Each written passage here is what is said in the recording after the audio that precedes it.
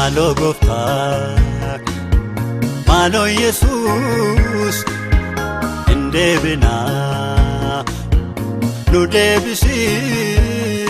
Laphee dhagaa ta'ee nu keessaa buqqisee Otoo laalloo akka namaa hin agarree taanerra nu dhageenyu akka namaa hin dhageenye taanerra Waaqayyo nu mil'adhoo maaloo teessoo keerra eessa jirra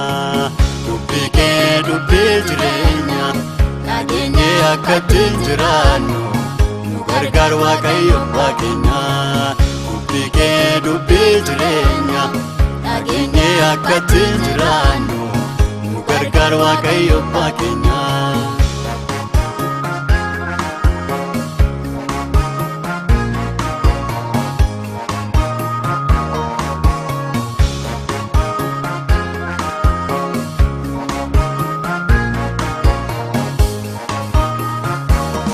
Lapheen keenya jaabuu didee jabaatee akka dhagaatti Of toloomaan keessa keenya nu kaasee karaa keerraatti Dhageenye hubachuu dadhabneerra nu maarii cubbuu keenyaati Dhageenye hubachuu dadhabneerra nu maarii yakka keenyaati Dubbii kee dubbii jireenya dhageenye akkattiin jiraannu nu gargaar Waaqayyo Waaqeenya dubbii kee dubbii jireenya dhageenye akkattiin jiraannu nu gargaar Waaqayyo Waaqeenya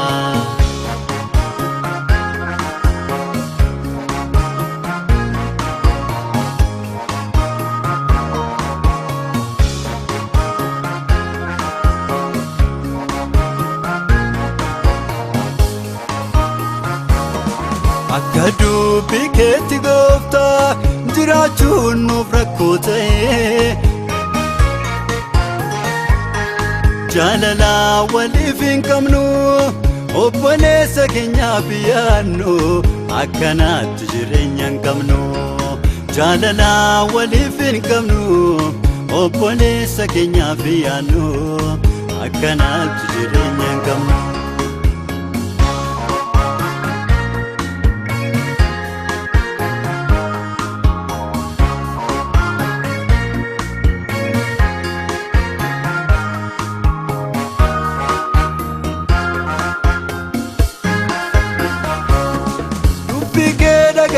Kan ittiin jiraatu manni isaa dhagaarra Bubbee namaanis jigsuun danda'u cimee dhaabateera Anas na gargaarii cimee kan dhaabadhu karaa kee gubbaatti Manni koo akkan ijaaramne cirracha gubbaatti Anas na gargaarii cimee kan dhaabadhu karaa kee gubbaatti Manni koo akkan ijaaramne cirracha gubbaatti Dubbii kee dubbii jireenya dhageenye akkattiin jiraannu nu gargaar Waaqayyo Waaqeenya Dubbii kee dubbii jireenya dhageenye akkattiin jiraannu nu gargaar Waaqayyo Waaqeenya